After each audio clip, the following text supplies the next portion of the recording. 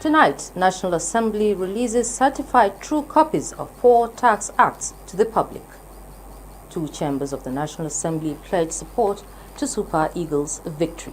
Plus, correspondent on special assignment on local government autonomy and the role of the legislature. Good evening and welcome to NTA Parliamentary News. I am Amina Said. The National Assembly has released the 4 tax reform acts duly signed into law by President Bola Tinubu for public record, verification and reference. House spokesman Akirutimi says the Senate President Godswill Akpabio and Speaker House of Representatives Abbas Tajuddin directed the immediate release of the certified true copies of the acts, including the endorsement and assent pages signed by the President. Rotimi says this is to dispel public concerns and allegations regarding purported alterations and the circulation of unauthorized and misleading versions of the law. The 4 acts released are the Nigeria Tax Act 2025, the Nigeria Tax Administration Act 2025, the National Revenue Service Establishment Act 2025, and the Joint Revenue Board Establishment Act 2025. Rotimi further notes that Parliament will remain vigilant and proactive in defending the integrity of its work, clarifying that the only authentic and authoritative versions of the 4 tax acts are those certified and released by the National Assembly. Now to the Green Chamber. The House of Representatives Committee on Sports has urged the Super Eagles to remain focused and avoid complacency as they prepare for their quarter-final match at the ongoing 2025 Africa Cup of Nations AFCON. Chairman of the committee, Kabiru Amadou, in a statement applauding Nigeria's emphatic 4-0 victory over Mozambique in Monday's round of the 16 encounter, stressed the importance of maintaining concentration on winning the trophy as the tournament enters its decisive stages. The House Sports Committee commends the Super Eagles player and the technical crew for their composure and collective strengths so far, which has seen goals produced from all departments of the team. The committee reaffirmed the support of the National Assembly and the federal government as the Super Eagles continue their quest for continental glory. The administration of President Bola Ahmed Tinubu has made clear its position regarding local government autonomy. Some stakeholders have commended the granting of financial autonomy to the local governments. National Assembly correspondent Isa Muhammad takes a look at the role of the national and sub-national on the issue. To be recalled that President Bola Ahmed Tinubu at the 14th NEC meeting of All Progressives Congress held recently in Abuja urged state governors to support the Supreme Court judgment granting financial autonomy to local government councils by ensuring statutory allocations are paid directly to their accounts. However, without constitutional amendment, the ambiguity in the 1999 Constitution still grants states oversight powers, thus creating conflict in implementing the Supreme Court ruling. Public affairs analysts and some constitutional lawyers emphasize that granting financial autonomy to local governments is crucial for grassroots development. And I think what comes to mind here are sections 124. Now, fortunately, the Supreme Court has taken care of 162. Then I think they are going to go ahead and work on section 197. Those sections that have mentioned, the State Independent Electoral Commission, they have to work on them so that with these Supreme Court decisions, then we can now have INEC conduct the elections to local government and be able to restore true autonomy and participation of people at the grassroots level in their own governance. I must praise Mr. President for warning the governors that the money to local government must go to them. I was once a councillor. Our money was coming to us directly. When I was a councillor in Badagry, local government, the money was coming to us directly. But now, chairman and council get paid out. But right now, President have warned that if the governors don't give the money due to the state to them, of course, the money from FAC will go directly to the local government. So the local government must carry on the toga of performance. Judgment, which re-emphasizes, the powers given to the local government. Now, the powers are powers to determine their own development trajectory. Because we have said it time and again that, the allocations to the local government should be managed at the local government, because that is where most of our people live, that's where they work, that's where they contribute to the local economy and the greater economy. The legislator has a vital role in ensuring amendment of relevant sections of the Constitution to align with the Supreme Court judgment, such that state laws do not conflict the ruling and to equally address conflicts between states and local governments. Judgments are laws, and the job of a legislator is to ensure that laws are adhered to. And we have various committees with various oversight functions, and the independence or autonomy of the states imply that all appropriations should go to the states directly, and that there will be anything like joint account, and therefore it becomes a criminal act or breaching the law if any state or in any place monies that are monthly allocations to states and to local governments are not sent directly to them. I believe that it will be an issue where the law is a breach. The National Assembly can actually act on it. We also have a committee at the National Assembly that has oversight function on states and local government.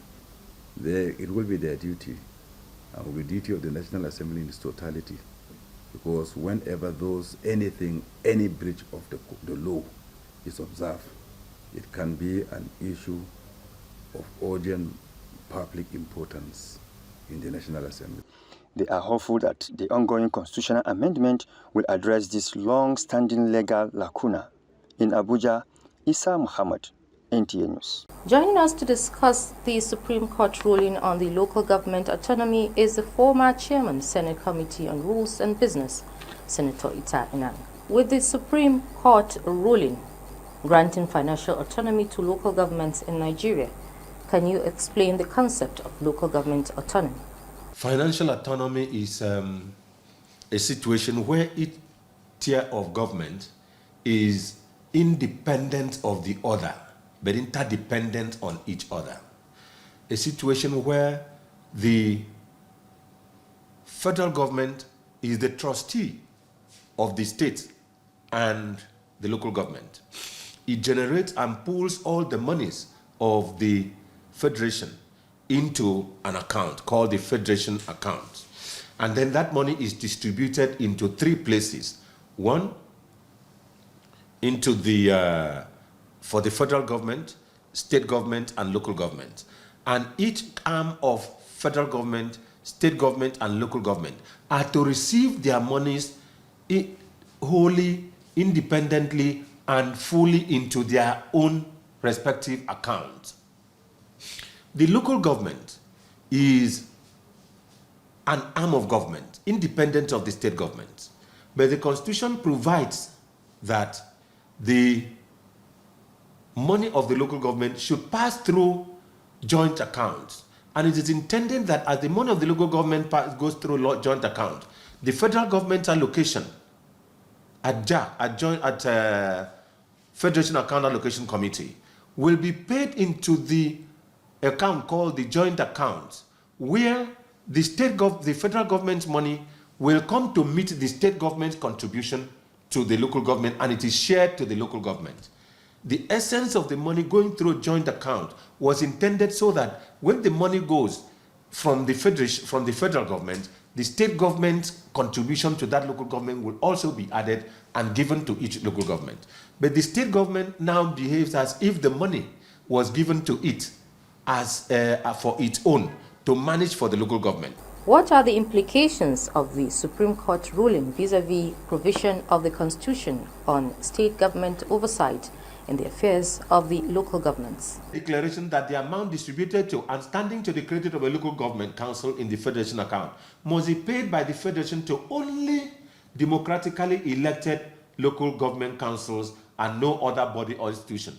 The court was very particular in this matter, that when you have, for instance, a caretaker committee, the money cannot be paid to them. And not that it should be paid to the state, they are not entitled to allocation. The federal government must withhold that allocation 9, the court also declared that by virtue of Section 162, subsection 2, 3, and 5 of the Constitution of the Federal Republic of Nigeria, the amount standing to the credit of local government councils in the Federation account shall be distributed to them and be paid directly to them. So there is no dispute. And the process where they could be said, oh, they need to have account in the central bank, oh, they are looking for signatories, and all those are not. They are as being established as a local government. They are institutionally established to have account, just as the states have their own account. President Bola Ahmed Tinubu has recently urged state governors to support the Supreme Court ruling for grassroots development. What happens if states do not adhere to the Supreme Court ruling? He has the yarn. He has the right to withhold the allocation of a whole state government and the state government. And he has the right to direct that the monies should go directly, that the monies be not paid through the states. He has the power, and I urge Mr. President to direct that the Accountant General, the Minister of Finance, that the monies meant for all the 668 local governments in Nigeria and the 6 area councils of the FCT be paid directly to every account of each of the 668 local governments and the 7 and the 6 area councils directly from the Federation Account Allocation Committee. And when it goes into the account, if the state like, they can pay the money, whatever money the local government is entitled as contribution from the state to that account or to any other account, or they can keep theirs. Thank you for your time. We now pause for some messages. Parliamentary news continues shortly. Stay with us.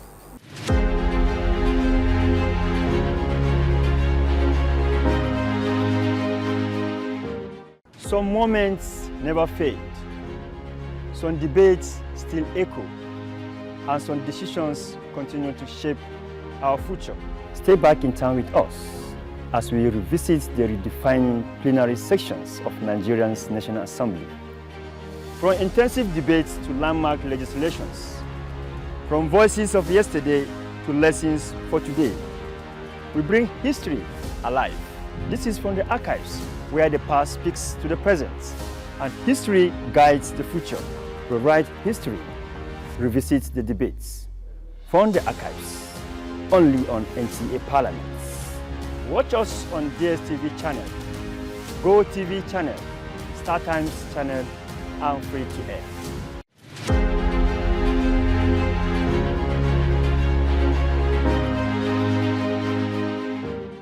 Thank you for staying with us. If you're just joining us, this is Parliamentary News reaching you from Abuja. You can follow the platforms on the screen for more updates. INEC has dismissed claims that it unjustly excluded Labour Party candidates from the forthcoming FCT Area Council elections, attributing the situation to unresolved leadership disputes within the party and ongoing court cases. In a statement by INEC Director of Voter Education and Publicity Victoria Etamesi, the Commission responded to a protest staged on Monday, January 5th by some Labour Party supporters at its Abuja headquarters. The protesters accused the Commission of deliberately denying the party access codes required to upload the names of its candidates for the FCT Area Council elections scheduled for Saturday, February 21st, 2026. INEC notes that the controversy stemmed from prolonged internal crisis in the Labour Party, which has persisted since 2024 and were conclusively addressed by the Supreme Court in April 2025, declaring the tenure of Julius Abure-led National Executive Committee had expired. However, the Abure-led faction still went ahead to conduct party primaries for both the August 16, 2025 by-election and the 2026 FCT Area Council elections. Actions, the INEC said, were inconsistent with the Supreme Court's judgment. Now, mitigating the effects of climate change is one of the global commitments by countries of the world searching for solutions while developing policies in tackling climate change-related challenges. In this report, Isa Mohammed x-rays Nigerian efforts towards mitigating flooding, planning, implementing and monitoring of climate-related actions. No doubt, Nigeria in recent times suffered consequences of flooding resulting from rising sea level, overstretching of dams, and intensifying rainfall in some states, such as the recent flood disaster in Maiduguri, Borno State. The devastating effects of flooding in Maiduguri and its environs calls for urgent search for solutions by stakeholders.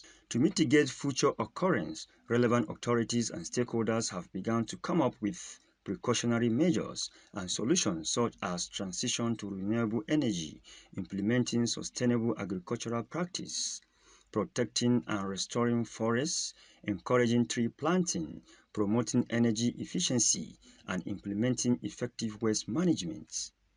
Nobody needs to tell us whether it is from desertification that is racing down this way at a very high speed, or the drought, the drying up of Lake Chad, or how all these things have combined to contribute to insecurity through displacement, forced migration, and all that.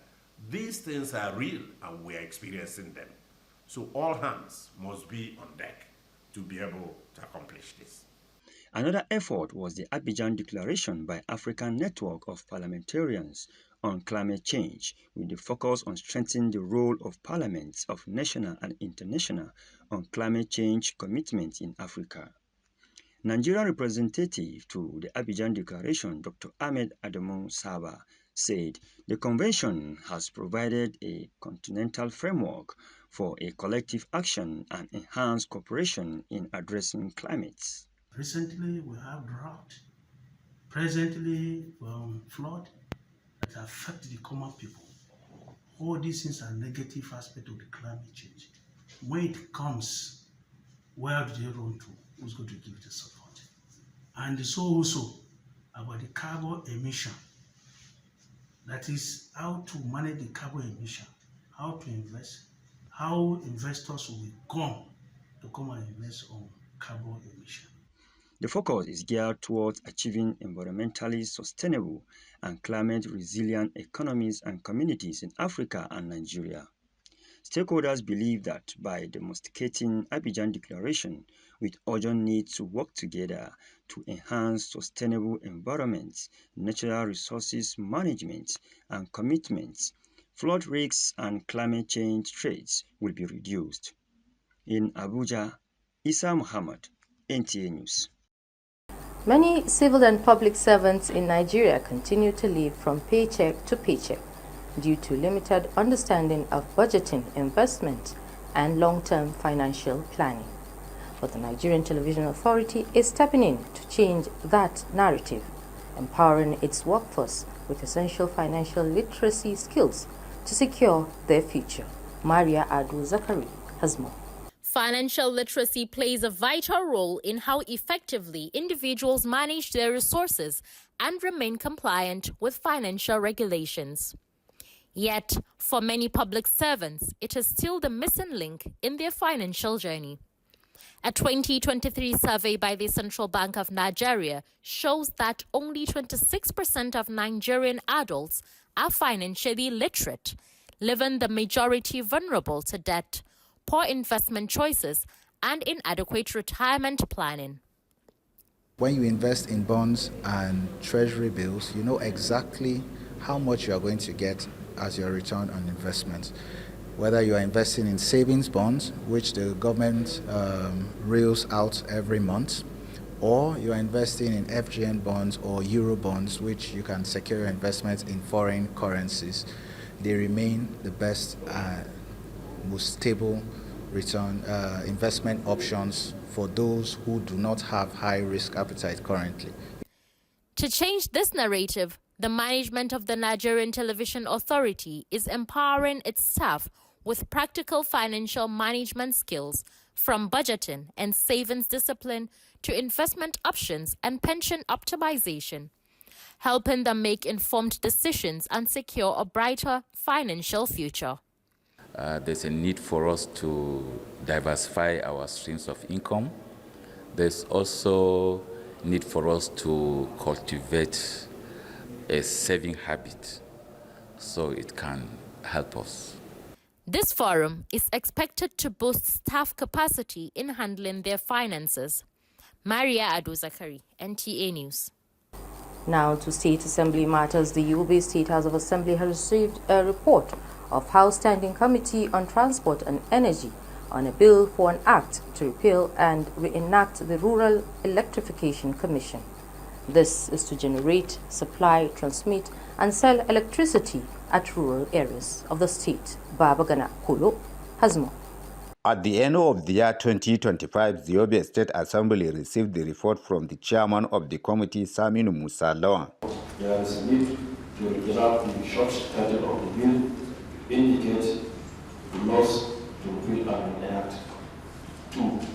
That there is a need to amend the core of the bill to state clearly qualification and appointment of the chairman of the commission, to provide for 3 members, 1 for each notarial district of the state. The House, at the Committee of the Whole, members debated the development in the bill. Thereafter, lawmakers unanimously adopted the report. In another development, the Speaker of the House, Turo Mabuba Mashio, alongside other members of the Assembly, witnessed the signing of the 2026 Appropriation and Finance Bill by Gomnomai Malabuni, where the Speaker pointed out some successes recorded by the House in the year 2025. With the formal assent to the 2026 Finance and Appropriation Bills by His Excellency the Executive Governor of Yobe State, Honorable Mai Malabuni CON, the collective will of this August House of Assembly has formally taken full effect, thereby paving the framework for governance, development, and public service in the year ahead. With the support of Your Excellency, the successful review and compilation of the laws of Yobe State 2024 stand as another remarkable milestone achieved by the 8th Assembly under your administration. In Damaturu, I am Babagana Kolo, NTA News. And this is where we draw the curtain on parliamentary news this evening. For more updates, kindly follow NTA Parliament on the platforms showing on your screen. Thank you for staying with us. Once again, I am Amina Saidu. Bye for now.